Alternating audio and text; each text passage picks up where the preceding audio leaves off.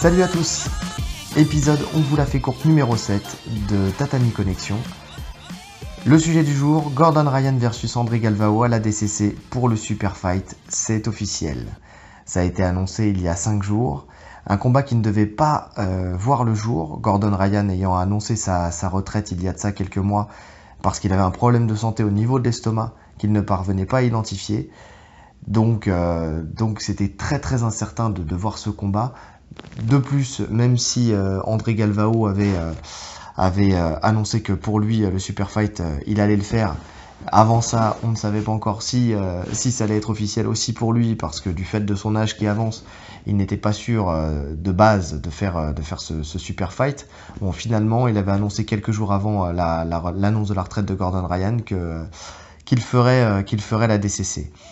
Donc visiblement aujourd'hui ce combat va avoir lieu, ça a été annoncé il y a 5 jours, je ne sais pas si je vous l'ai dit, mais c'est suite à une photo postée de Gordon Ryan sur Instagram que la nouvelle a été déjà dans un premier temps annoncée non officiellement, et par la suite c'est la DCC et Flow Grappling qui a annoncé cette super nouvelle. Donc la photo de Gordon Ryan avait un texte très court qui donnait juste les causes en fait de sa maladie. Donc en gros, j'ai découvert ce que c'est, je le traite et je serai prêt pour la DCC. Donc voilà, puisqu'il finissait en fait ce court texte par je suis en bonne santé, quoi. Donc le verdict, j'ai essayé de le traduire un peu comme j'ai pu. Donc il a des fongiques, donc c'est des champignons moulé. Alors là, me demandez pas ce que c'est, j'en sais rien. Je l'ai traduit mot à mot, ça se trouve mold, ça a une autre signification en anglais d'un point de vue médical, j'en sais rien. Si vous avez la réponse, n'hésitez pas à le mettre en commentaire. Il a une prolifération de bactérienne et l'hélicobacter pylori, donc au niveau de l'estomac. Donc en gros, bon bah, il a mal au ventre, quoi. Non, blague à part,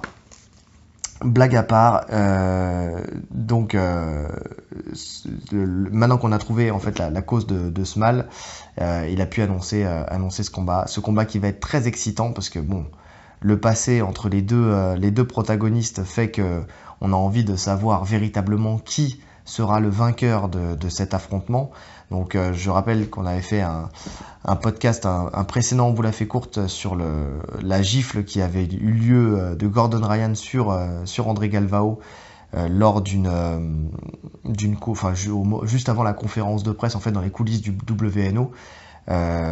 Donc voilà, suite au fait que Galvao avait refusé de saluer Gordon Ryan qui coachait, en fait chacun coachait, Gordon Ryan coachait Greg Jones et Galvao coachait Ronaldo dans son équipe. Et les deux avaient refusé, enfin pas les deux, Gordon Ryan était venu pour le saluer et Galvao avait refusé de le saluer. Il s'était retrouvé par hasard ou non, on ne saura jamais, dans les coulisses du WNO. Et suite à une petite altercation entre guillemets, Gordon Ryan avait giflé par 2 fois André Galvao, qui n'avait pas du tout réagi. On sait aussi qu'il y avait une demande de Gordon Ryan pour faire un combat à $1 million contre Galvao, et ça avait été refusé. Donc nous on avait dit à l'époque qu'effectivement ça aurait pu être une hype entre guillemets qui se serait créée autour suite à la gifle pour faire ce combat, mais finalement il n'a pas été fait. Et depuis, il y a toujours cette guerre sur les réseaux sociaux entre les deux, enfin surtout attisée d'ailleurs par Gordon Ryan qui cherche absolument ce combat depuis longtemps. Et donc voilà, je pense qu'il est rentré dans la tête de Galvao, et là on va enfin savoir lequel des deux est le meilleur. Car d'un côté on a un Galvao qui semble indétrônable sur les super fights de la DCC, avec son style taillé pour l'événement. En fait, depuis qu'il est beaucoup plus physique, qu'il travaille beaucoup plus en lutte, on sent qu'il est très solide pour le règlement de la DCC qui justement, appelle à lutter. On le voit de toute façon, on en a déjà parlé, hein. Le niveau en lutte des Jiu-Jitseros qui font la DCC a explosé, car je rappelle qu'on n'a pas le droit de tirer la garde sous peine d'être pénalisé. Donc c'est pour ça que la lutte efficace de Galvao a fait qu'il a régné là, ces derniers temps sur ses combats en super fight. Il est sur 4 victoires, donc ça commence avec Braulio Estima, suivi de Cyborg Abreu. Ensuite on a Claudio Calasan et enfin on a Felipe Pena. Donc c'est le dernier, qu'il a affronté en super fight lors du dernier ADCC. Un combat qui a été justement aussi très dur pour Felipe Pena, qui est pas le pire des combattants, hein, parce qu'il faut rappeler que c'est le seul à avoir battu 2 fois Gordon Ryan. Donc voilà, alors si on part comme ça du principe, on pourrait croire que parce que Galvao a battu Felipe Pena, alors il battra Gordon Ryan.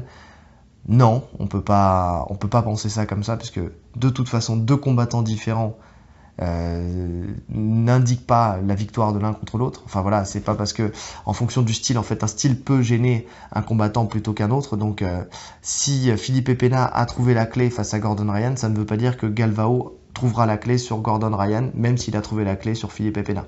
Je sais pas si vous voyez un peu le raisonnement, mais des profils différents fait que on ne peut pas rester sur une logique de puisque lui a battu l'autre, alors je battrai l'autre. C'est tout simplement ça. Surtout qu'on n'a pas la certitude qu'aujourd'hui Felipe Pena vaincrait Gordon Ryan.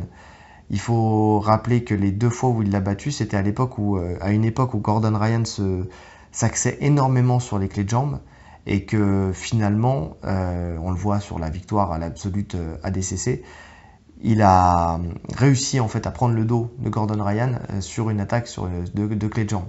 Donc voilà, c'est parce que lui ne craignait pas le jeu de Gordon Ryan qu'il n'a pas paniqué et qui ça lui a permis d'attaquer son dos, et donc je ne sais plus s'il l'a finalisé ou pas, je m'en souviens plus, mais en tout cas voilà, de gagner ce combat.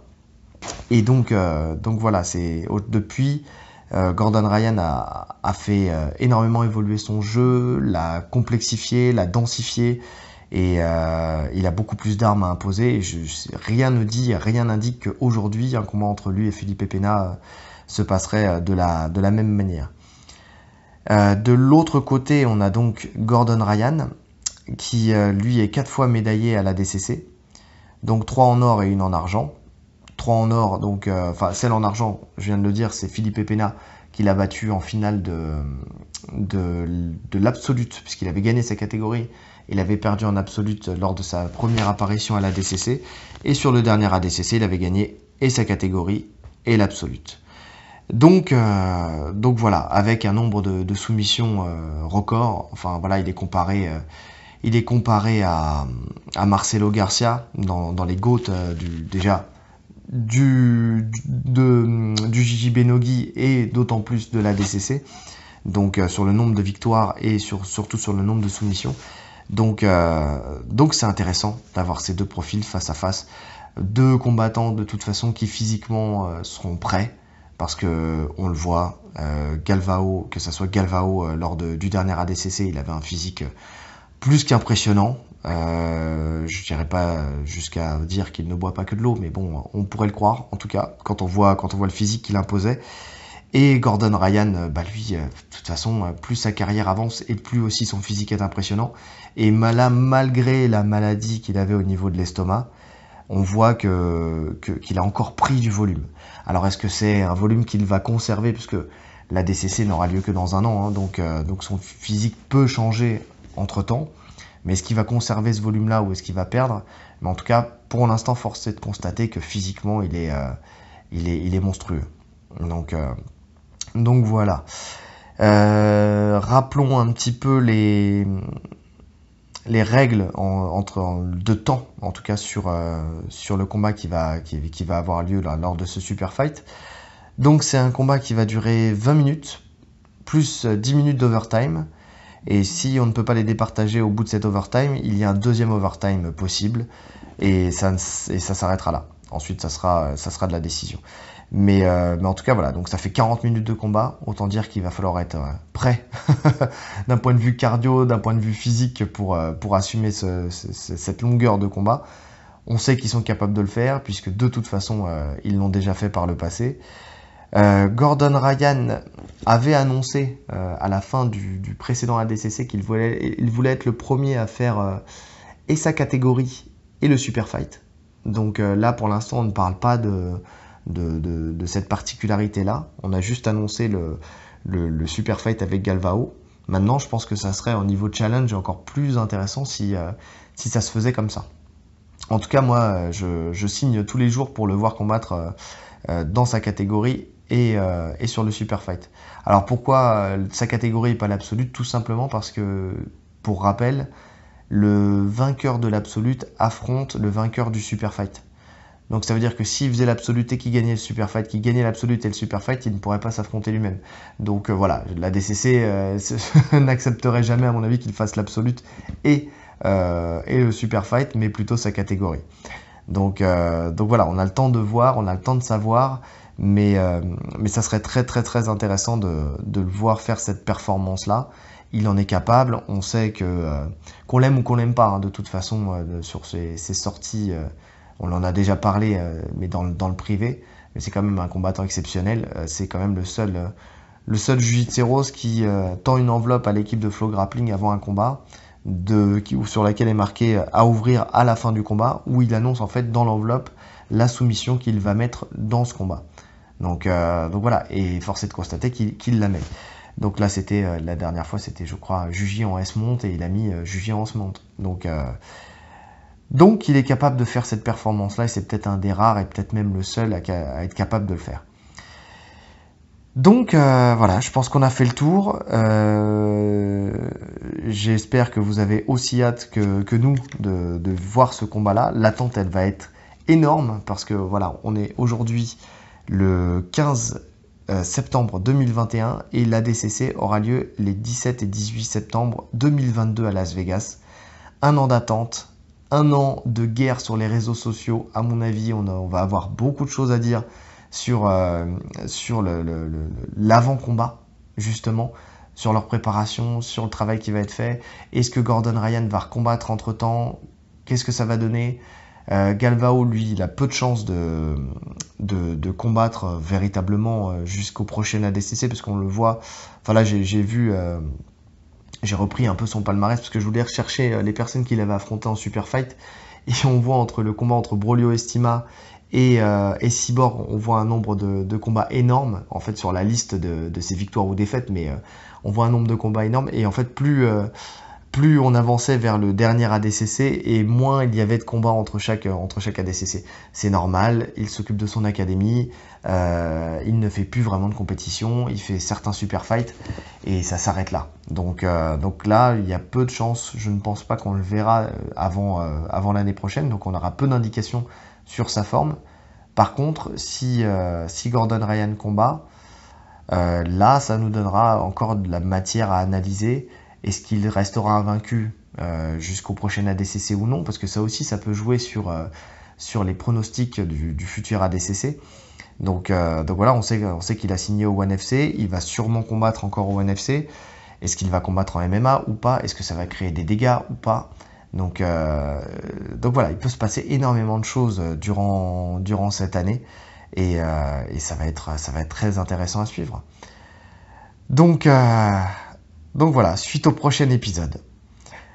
Il me reste, bon, vous l'avez vu, hein, juste entre parenthèses, petit podcast en solo sur les On vous la fait courte. Bon, pas la peine d'être à deux, vous le savez, mais notre cher Amiroli est toujours là. Il sera présent sur les prochains. Est-ce que ça sera une analyse et un pronostic de l'UFC ou un autre podcast? Nous verrons en fonction du temps que nous aurons. Mais pour l'instant, je vais vous souhaiter une bonne soirée ou une bonne journée en fonction de l'heure à laquelle vous m'écoutez aujourd'hui. Et puis voilà, à très bientôt. Salut.